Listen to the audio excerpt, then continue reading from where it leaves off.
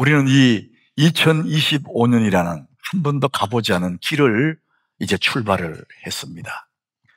그런데 우리는 영상에 나오는 그 나그네 같은 그런 인생은 아닙니다. 우리에게는 확실한 이정표가 있지 않습니까? 자, 오늘 말씀의 제목이 그렇습니다. 좋은 목표, 하나님께 더 가까이. 이것이 오늘 말씀의 제목입니다. 여러분, 오늘 말씀을 들을 때 여러분 마음속에 확실한 하나님의 은혜가 임하기를 예수 이름으로 축복합니다. 우리에게는 이것이 꼭 필요합니다. 자, 오늘 저는 이 한 해가 시작되는 이 시점에 좋은 목표, 이 말씀을 한번 드리고 싶어요. 사람들의 마음에는 소원이 있습니다. 여러분, 새해가 되면은 그런 소원들이 내 마음에 스물스물 올라오거든요. 그런데 이 보통 사람들은 다 소원을 가지고 있지만 아주 비범한 사람들, 성공적인 인생을 살아가는 사람들에게는 목표가 있습니다. 여러분, 이 소원과 목표는 비슷한 것 같지만은 사실은 좀 다르게 구별이 되죠. 사람들은 소원을 가지고 살아갑니다. 빌립보서 2장 13절에 하나님 우리를 행하실 때, 우리를 이끄실 때도 우리의 마음에 소원을 두고 너희에게 소원을 두고 행하게 하신다. 사람은 소원이 있어야 살아가거든요. 소원이 없으면 주저앉게 되죠. 그런데 여러분, 사람들은 다 소원을 갖고 있는데 그 소원은 너무나 막연한 바람이에요. 여러분, 소원과 목표, 이 차이는 뭐냐? 소원은 되면 좋고 안 돼도 그만이고, 자기가 피해갈 구멍을 해놓고 그냥 막연한 바람을 갖는 게 소원입니다. 근데 목표는 확실한 바람이에요. 내가 원하는 것을 확실히 붙잡는 것이, 이게 목표입니다. 해마다 사람들은 소원을 갖기는 하지만은 한 달쯤 지나고 두 달쯤 지나면은 다시 원래대로 돌아가 버립니다. 왜? 내 마음에 소원이 있었는데 목표가 아니었거든요. 그러니까 슬그머니 손을 놔버리는 것이죠. 예를 들면 이런 겁니다. 여러분들, 대부분이 이렇게 생각해요. 올해는 우리 가족이 다 건강했으면 좋겠다. 행복하게 잘 살아면 좋겠다. 이건 다 막연한 바람이에요. 소원입니다. 여러분, 정말 내가 건강하기를 원한다면 여러분, 가장 중요한 게 뭐냐? 건강에 해로운 음식을 끊어내야 돼요. 그래야 건강해지거든요. 이거는 안 하고 그냥 건강했으면 좋겠다. 그렇기 때문에 얼마 못 가서 그 소원이 사라지는 거예요. 여러분, 건강의 첫 번째가 먹는 거예요. 내 몸에 해로운 것들 일단 이별해야 됩니다. 끊어내야 됩니다. 술, 담배는 치명적입니다. 건강에. 젊을 때는 모르지만 나이가 들어가면 그걸로 인해서 우리 몸을 아주 어렵게 만들어버릴 수가 있겠죠. 사람들이 그 술이 나쁘다는 거, 담배가 해롭다는 거 다 알면서도 끊어내지 못하는 이유가 뭡니까? 그게 좋았을 수도 있겠지만 막연하기 때문에. 사람들이 무지한 것이 바로 그래요. 막연한 소원은 가지고 있는데 목표가 없어요. 그러다 보니까 늘 그 자리에서 맴도는 겁니다. 오늘 누가복음 우리 14장의 본문을 말씀 읽었는데 이 본문의 배경이 그렇습니다. 예수님이 가는 곳마다 얼마나 많은 사람들이 쫓아왔어요. 흔한 무리가 쫓아왔어요. 예수님 따라다녀 보니까 좋거든요. 먹을 것도 생기고 기적도 구경하고. 그러니까 이 사람들이 막연한 마음속에 예수님의 제자가 되면 좋겠다. 늘 쫓아다니면 좋겠다. 이런 막연한 소원을 가진 거예요. 그래서 예수님이 그걸 아시고 이분들에게 얘기를 합니다. 자, 오늘 28절이에요. 너희 중에 누가 망대를 세우고자 할지인데, 이 망대는 제자를 되고 싶어하는 그 사람들이 하는 얘기거든요. 여러분, 망대는 옛날 그 시대에 성을 짓고 성 위에 그 망대에서 성을 파수하지 않습니까? 이게 중요한 것입니다. 그래서 망대를 짓고자 하는 목표가 생겼으면 이제 그 다음 어떻게 되느냐? 중공할 때까지 얼마나 들어갈지, 비용이 얼마나 들어갈지, 얼마나 기간이 걸릴지 앉아서 그것들을 계산하지 않겠느냐. 그냥 망대를 세워야지. 이런 사람은 없다는 거죠. 그게 들어갈 꼼꼼한 계획, 비용들을 계산해서 하지 않느냐. 너희들이 내 제자가 되겠다고 막연한 소리 있지만은 그만한 대가를 각오해야 돼. 그 말씀 하시는 거거든요. 누구든지 나를 따르거든 자기 십자가를 지고 나를 쫓아야 된다. 이 말씀을 앞에 하셨거든요. 우리는 그저 막연한 소원만 가지고 있지 거기에 대한 확실한 목표를 세우지를 않는다. 이 말씀을 하는 거예요. 그렇게 되면 어떻게 되느냐? 29절에 예수님이 말씀합니다. 그렇게 아니하면, 확실한 계획이 없이 시작하면, 기초만 쌓고 능히 이루지 못하면 보는 자가 다 비웃게 되지 않겠냐? 이게 우리 예수 믿는 사람들이 하는 얘기예요.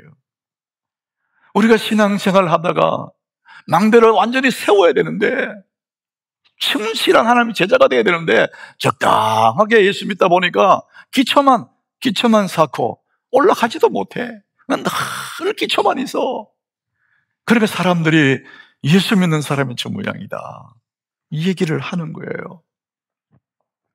사랑하는 여러분, 소원을 가진 사람이 있고 목표를 가진 사람이 있어요. 여러분, 소원을 가진 사람은 막연한 소원이 바람은 갖고 있었지만 목표는 그 소원을 분명한 목표로 만드는 겁니다. 그 어떻게 목표로 만드느냐? 계획을 세우면 됩니다. 그러면은 막연한 소원이 목표가 됩니다. 여러분, 이 한 해 동안 나름대로 여러분들 마음의 그 소원들을 분명한 목표로 만드셔서 계획을 잘 세워서 이 한 해는 이런 목표를 한번 이루어보는 성취의 기쁨을 한번 누려보시기 바랍니다. 자, 그런데 사람들이 좋은 목표를 세워서 좋은 계획을 세워서 성취하는 사람이 있지만은 실패의 계획을 세우는 사람들이 있을까? 누가 여러분 자기 자신을 실패하기 위해서 계획을 세우겠습니까? 아무도 실패의 계획을 세우는 사람은 없을 거예요. 그런데 그것은 우리의 그냥 생각일 뿐입니다. 많은 사람들이 자기도 모르게 실패의 계획을 세우고 삽니다. 오늘 3부에 예배 오신 여러분들 중에도 자기도 모르게 실패의 계획을 세우는 사람이 있을 거예요. 야, 세상에 그런 사람 어디냐고 생각할 텐데, 여러분, 계획을 세우지 않는 사람은 실패의 계획을 세우는 사람과 똑같습니다. 자기 인생에 계획이 없이 되는 대로 살고 적당하게 살고 세상 돌아가는 대로 적당하게 묻혀가면은 그게 바로 실패의 계획을 세운 사람입니다. 이 세상의 모든 것이 그렇고 나라는 삶, 인생도 가만히 버려두면 저절로 점점 나빠져서 나중에 후회하게 되는 그런 인생이 됩니다. 그래서 우리는 반드시 좋은 계획, 좋은 목표를 세우고 계획을 세우고 그쪽으로 가지 않으면, 버려두면, 계획이 없으면 나쁜 쪽으로 흘러가는 거예요. 그래서 우리는 목표를 세워서 이 목표에 잘게 나누어주면 이게 계획이 되는 거거든요.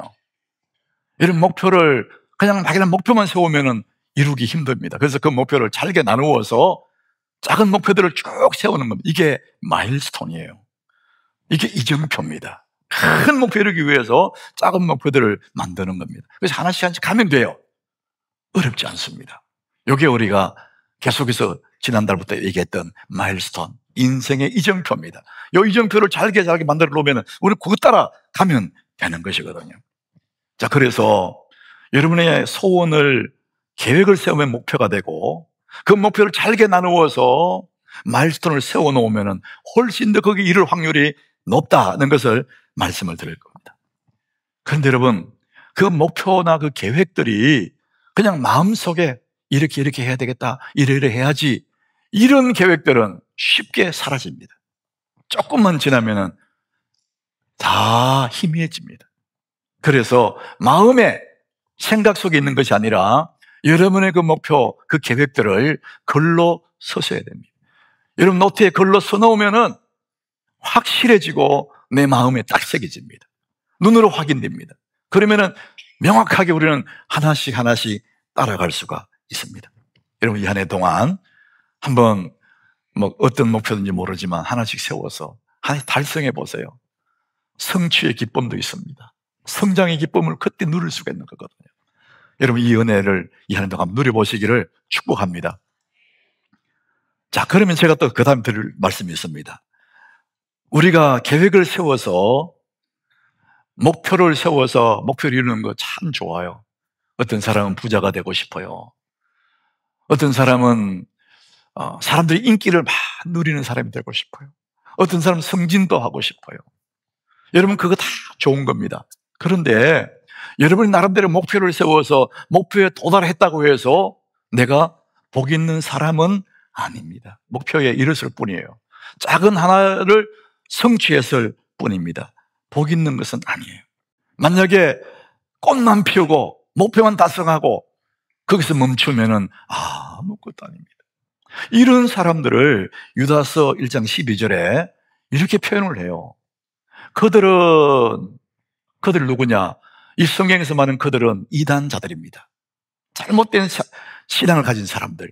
근데 우리는 헛되이 살아가는 사람들을 그들에게 말할 수 있습니다. 그들은 어떤 사람이냐? 기탄 없이 너희와 함께 먹으니 너희의 애찬의 암초요. 자기 몸만 기르는 목자요. 바람에 불려가는 물 없는 구름이요. 죽고 또 죽고 뿌리까지 뽑힌 열매 없는 가을나무요. 열매 없는 가을나무. 아무 의미가 없어요. 꽃도 피우고 무성하고 그렇지만 열매 없는 가을나무, 그건 헛된 나무입니다. 사랑하는 여러분, 내가 원하는 거, 그 목표 이루는 것도 너무나 좋은 것이지만 그것은 목표라는 꽃만 피우는 거예요. 그 다음 단계 가야 됩니다. 그 단계 뭡니까? 열매 맺는 거예요. 내 삶에 열매를 맺는 것이죠. 야, 사람들은 그러면은 추울 고생해야 되지 않을까? 이 목표 이루는데 너무 힘들었는데 그 다음에 열매 맺으려면 얼마나 힘들까? 그러나 여러분, 고생하고 힘들어하고 괴로워할 필요가 없습니다. 우리는 저절로 열매 맺는 방법을 예수님 말씀하셨어요. 가지가 포도나무 위에 붙어만 있으면 저절로 열매 맺는다. 예수님 명확하게 말했거든요. 우리가 할 수 있는 일은 뭐냐? 예수께 딱 붙어 있으면, 포도나무 된 그 예수님께 딱 붙어 있으면 내 인생의 가지 저절로 꽃이 피고 열매가 맺는다는 것이에요. 여러분 할 일은 뭐냐? 주님께 붙어 있는 것입니다. 이것이 우리 주님이 원하시는 겁니다. 내 목표 이루고 좋다, 그게 아니라 그 너머에 내 삶의 열매들을 맺어가는 거예요. 자, 오늘 정말 복이 있는 사람들을 소개하는데 에베소 2장 8절이에요. 진짜 복 받은 사람 누구냐? 우리 같이 한번 읽어보겠습니다. 너희는 그 은혜에 의하여 믿음으로 말미암아 구원을 받았으니 이것은 너희에게서 난 것이 아니요 하나님의 선물이라. 너희는 그랬어요. 예수 믿고 구원받은 너희는 어떤 사람이냐? 하나님의 선물인 믿음으로 구원을 받았다는 거예요.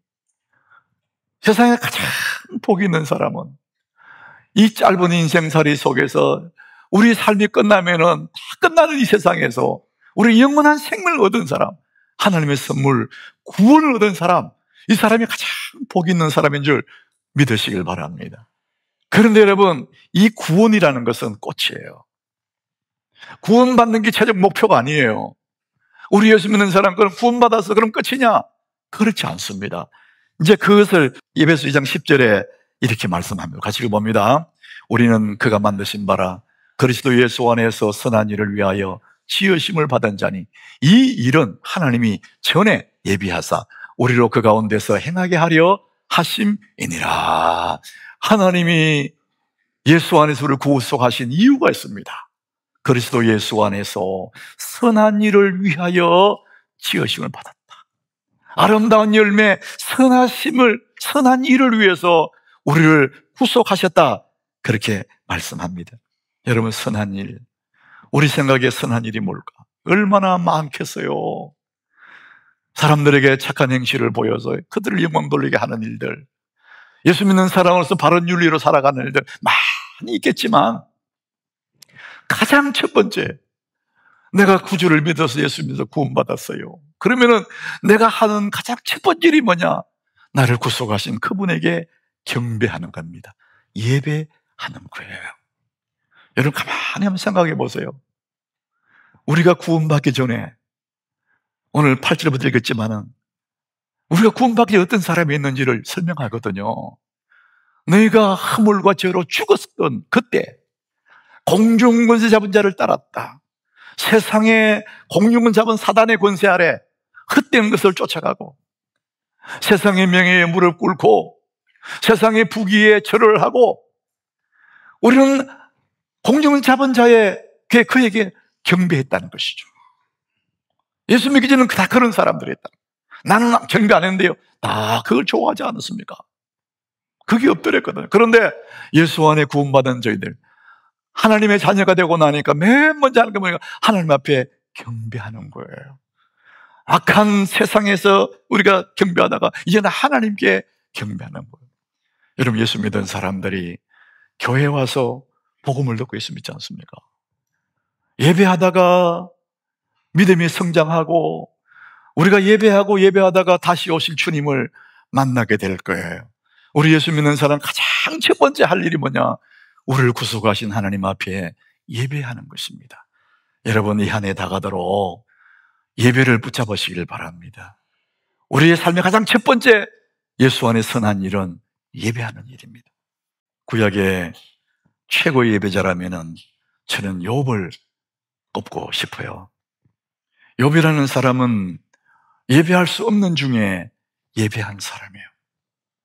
그런 인간의 가장 깊은 슬픔의 골짜기에서, 가슴 찢어지는 고통의 골짜기에서 예배했던 사람입니다. 그것을 욥기 1장 20절에 기록하고 있습니다. 아주 짧은 구절인데요, 욥의 상황을 설명합니다. 욥이 일어나 그러잖아요. 일어난다는 거 보니까 쓰러져 있었던 거예요.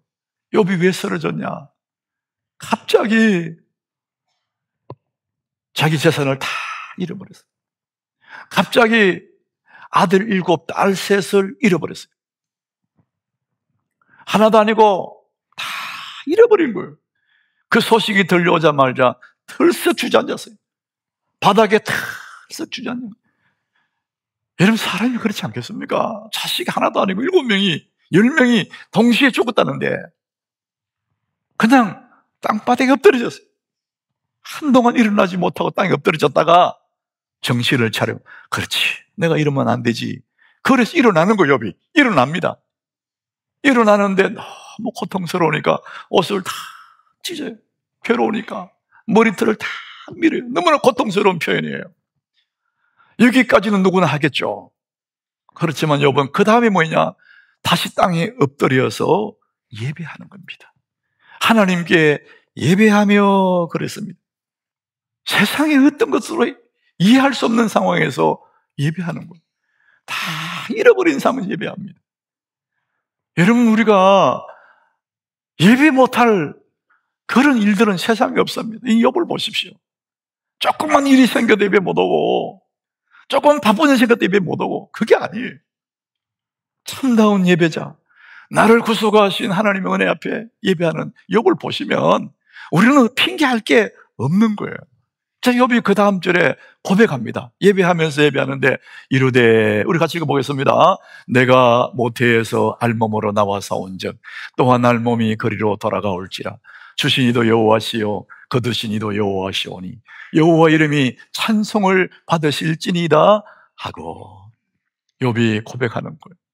자식 다 잃었지만, 재물 다 잃었지만, 내가 모태에서 나올 때 알몸으로 나왔는데 때가 되면 빈손으로 또 죽게 갈 건데 내가 그것 때문에 예배 못할 거 없지. 다 가져가도 주시기도 하고 거두시기도 하지, 그 하나님을 붙잡는 거, 나는 하나님을 찬송한다. 욥이 그 하나님을 붙잡은 거예요. 그 주변의 친구들이나 아내까지도 욥을 손가락질하고 욕했거든요. 하나님 욕하고 죽으라고. 그때 자기를 이해해주지 않는 사람들이 있어도 욥은 하나님 앞에 신실한 믿음을 지켜요. 내 가는 길을 그가 아시는데, 이 모든 상황들이, 이 지금은 이유를 모르겠지만 하나님 나를 단련하시는 것이고, 내가 정금같이 정말 100% 순도 같은 순도 있는 그런 믿음의 사람으로 다시 내가 나올 거다, 이런 고백을 하면서 하나님을 붙잡고 예배를 붙잡고 계속 그 믿음을 붙잡고 하는 거예요. 그래서 욥은 가장 힘든 순간에도 예배하다가 욥기 마지막 장에 가보면 욥이 그 모든 것들에서 회복합니다. 여러분, 예배가 우리를 살리는 것입니다. 여러분, 예배를 붙잡으시길 바랍니다. 내 삶에 그 어떤 것도 예배보다 앞설 수가 없습니다. 사랑하는 여러분, 승진도 하고 사업의 성공도 하고 결혼도 하고, 그렇지만 그것이 최종 목표는 아닙니다. 우리 나름대로 원하는 것이 이루었다 할지라도 그것은 최종 목표가 아니에요. 그냥 꽃을 피우는 정도입니다. 우리는 그 다음으로 넘어가야 됩니다. 저는 우리 하나님교회 모든 성도들이 자기 방면에서 나름대로 목표를 세우고 그 목표에 도달하는, 성공하는 사람 되기를 원해요. 자, 그렇다면 여러분들이 무슨 일을 하든지 어떤 일을 하든지 다음에 이 세 가지를 염두에 두고 그 일을 하셔야 됩니다. 자, 첫 번째는 어떤 일을 하다가 그것 때문에 건강을 해치는 일을 하면 안 됩니다. 내 건강을 해치면서까지 돈을 벌었다. 여러분, 그 돈이 복이 되겠습니까? 자기를 돌보지 않고 이 몸이 망가지는지도 모르고 그 일에 몰두했다. 그건 복이 아닙니다. 두 번째, 무슨 일을 하든지 다른 사람에게 해를 끼치면서 내 이익을 얻으면 그건 이익이 아닙니다. 그렇지 않더니 남의 해를 끼치면 안 됩니다. 세 번째, 우리가 그 일을 하다가 내 믿음에 손해보는 일을 하면 안 됩니다. 그거 한다고 믿음에 손해봤다, 그건 복이 아닙니다. 여러분들이 예배드리지 못할 만큼 바쁘다, 그 자체는 복이 아닙니다. 시험이지. 포도나무 가지는 나무에 붙어 있으면 저절로 많은 열매를 맺습니다. 예배로 여러분 하나님께 붙어 있으셔야 돼요. 제가 몇 년 전에 저 밴쿠버의 공항에서 저를 데리러 오는 사람이 좀 늦게 온다 해서 기다리고 있었어요. 공항에서 잠시 기다리면서 생명의 삶을 끄집어내가지고 그날 본문을 제가 묵상을 했는데 시편 84장이었어요. 5절에 이런 말씀이 있습니다. 주께 힘을 얻고 그 마음에 시온에 데리고 있는 자는 복이 있나이다. 그날 제가 공항에서 이 말씀을 가슴에 새기면서 얼마나 은혜가 되는지, 그 마음에 시온에 데려가 있는 자가 복이 있다, 내 마음에 확 들어오는 거예요. 여러분, 국제공항에 비행기들이 많이 있잖아요. 비행기를 타면요, 세계 각 도시로 다 갈 수 있습니다. 어느 도시에 가서 복 있는 것이 아니고 그 마음에 시온의 대로 하나님의 전을 사모하는 그 마음을 가진 사람이 복이 있다. 저는 그 말씀을 읽고 그 공항에서 너무 행복하더라고요. 내가 어디에 있든지 이 세상 어디에 살든지 내 마음에 시온의 대로 주님을 향한 사모하는 마음, 주의 전을 향해서 사모하는 그 마음에 시온에 데리고 있는 자가 복이 있나이다. 저는 얼마나 기쁘든지. 사랑하는 여러분, 여러분 마음에 시온의 대로가 열리기를 축복합니다. 내 마음에 시온의 대로가 열리면은 내 삶의 길이 열리는 것입니다. 여러분 마음에 시온의 대로가 열려야 내 인생의 길이 열리는 거예요. 여러분, 이 한 해가 다가도록 여러분 마음의 시온의 대로를 품고 주님께 더 가까이 여러분 좋은 목표 이루시지만은 주님께 더 가까이 가는 사람 되셔서 시온의 대로가 내 마음에 확 열리고 여러분 인생의 대로가 열리기를 예수 이름으로 축복합니다.